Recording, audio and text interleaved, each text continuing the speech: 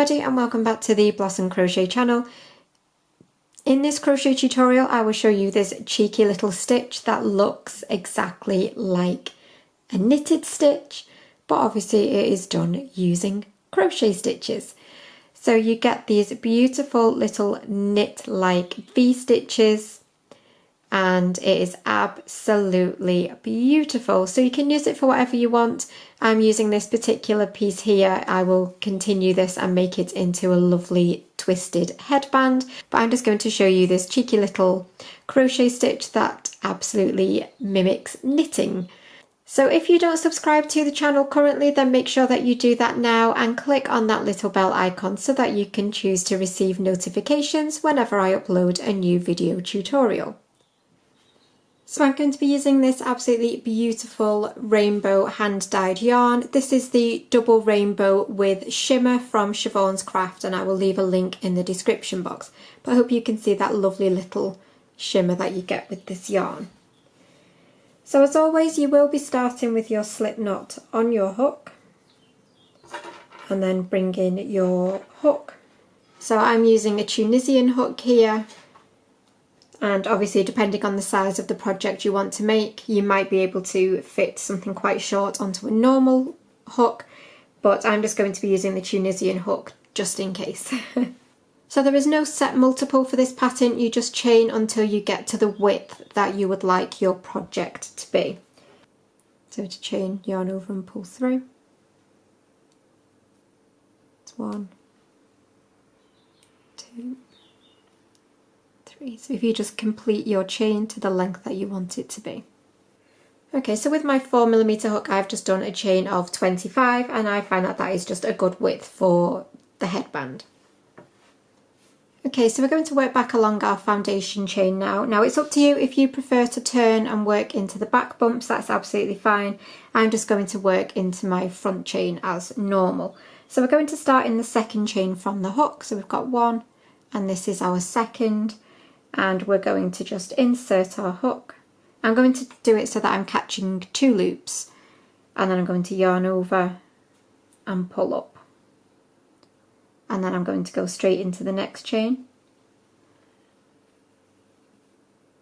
yarn over and pull up, and you will do that into every chain all the way along. You will insert your hook, yarn over and pull up.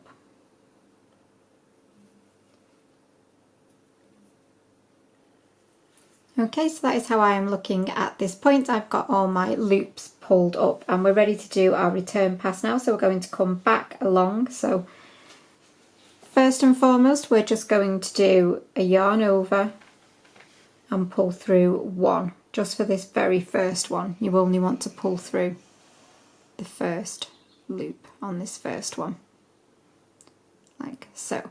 And then we're ready to work as normal by yarning over and pull through 2. Oops, yarn over,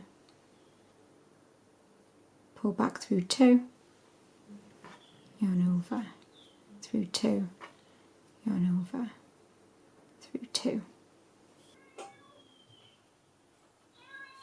So you just do that all the way along, yarn over and pull through 2. Do excuse the cat, I'm sorry, she's just appeared at the door and is not very happy that I'm not letting her in straight away. So if you just work that all the way back and yarn over, pull through the final 2 as well. So that is how you will look at this point. Okay, at this point now we are going to start building up the knit stitch. So if I just turn my work slightly, you can see we've got all of these loops at the front, so these ones here. And they will also correspond and flip over to the back. So if I just pull it apart slightly, you can see that we've got almost a loop of this blue that goes around that purple. And then if we pull apart the next one, you can see we've got a loop of yellow that goes over and around that purple. And again with the next one. So what we want to be working our hook into, I just take this out for 1 second, is you want to be going in between. So I'll show you on this yellow one because it's slightly more bright and obvious. So we've got a loop, a yellow loop at the front here, and a yellow loop at the back, which is looped around the purple. So you want to go underneath the purple ones, so you'll have the loops at the top, but then you want to go in between the two yellow ones. So you can see I've got a loop of yellow on the front, and I'll have the loop of yellow at the back. Okay, so we're going to start that straight away into this first stitch here. So you can see I've got a front loop of blue and a back loop of blue, and I'm going to insert my hook in between both of those. So I've got the front loop of blue and the back loop of blue on the other side, and I'm just going to yarn over and pull up, and then again in the next stitch, so this time it's yellow for me, I've got my front loop and a back loop going up there, and I want to go in between those. Yarn over and pull up again, and the same in the next one, so in between those front and back loops.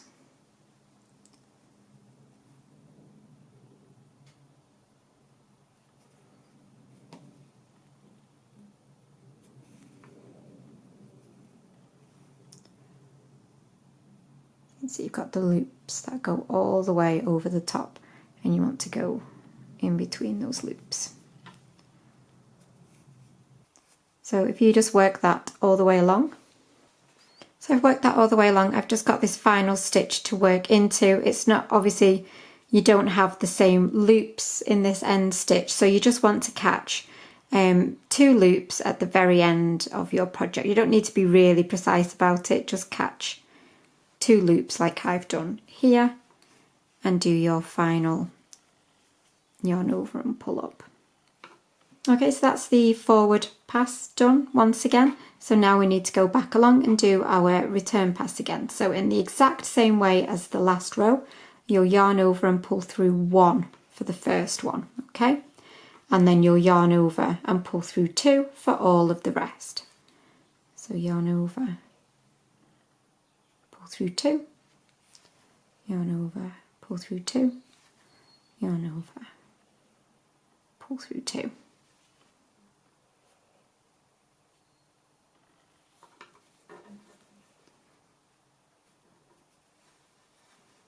And you'll work that all the way along.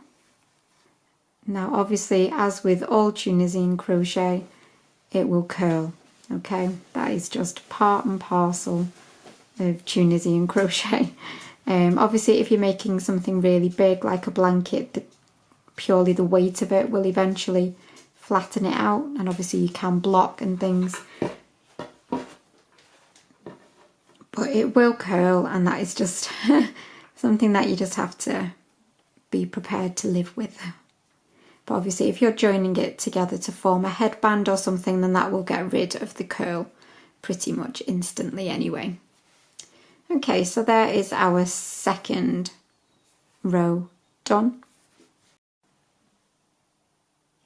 Okay, so now we're on to our row repeat. It is, like I said before, it is a simple 1 row repeat pattern, and you will just repeat this row until your project gets the size that you want it to be. So you'll do the exact same thing, starting with this first stitch here. So on this second row it might be a little bit easier, but I've got orange and blue here. So the blue loops are the ones that we are interested in. We have a front and a back, and you want to insert your hook in between the front and the back loop and push out to the back, and yarn over and pull up. Okay, and then again on the next stitch.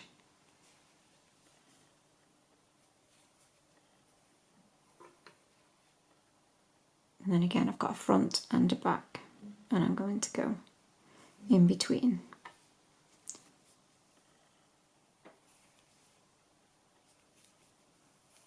And again you will just work that all the way to the end, so into every single stitch you will just yarn over and pull up. And again I've gone through my final stitch that I can do, and then into this very end one I will just insert my hook into those last stitches and just pull up.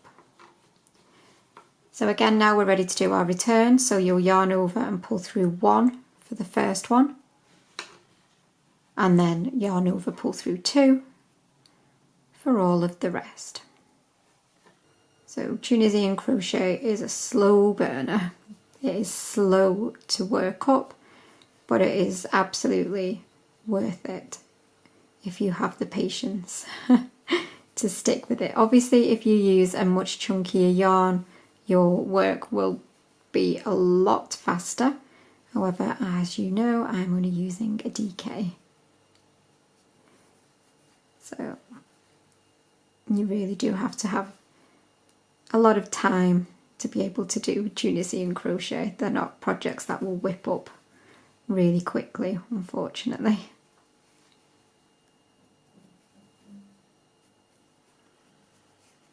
Okay, so as you can see, it is curling in on itself, but if I just separate it and just push it down, you can see we're starting to get those lovely little V's, which is what we want, which creates that lovely knit look. So that is the row that you will repeat now. So pause it, rewind it, go back to it, and just work hundreds of rows, however many rows you need. So as you work up these rows, this is what you should get. You should get those beautiful knit-like stitches, those lovely V's. Like I say, your work will curl like this, but the longer you work your work, the more weight there will be to pull it down flat. But with, like I said before, with Tunisian crochet, it will curl. You'll have to block or just find some way of flattening it out. It's just the way that it is. So that is how you will be looking on the front with those gorgeous knit look stitches, and then the back will look like this. So anyway, that is the row that you will repeat over and over again until your project is the size that you want it to be. But for now, that is the tutorial for the knit stitch, well, the Tunisian knit stitch itself. But I really do hope that you have enjoyed this tutorial. If you have, please remember to give it a thumbs up and also subscribe to the channel. But I will see you for another tutorial really soon. But thanks as always for watching, and bye for now.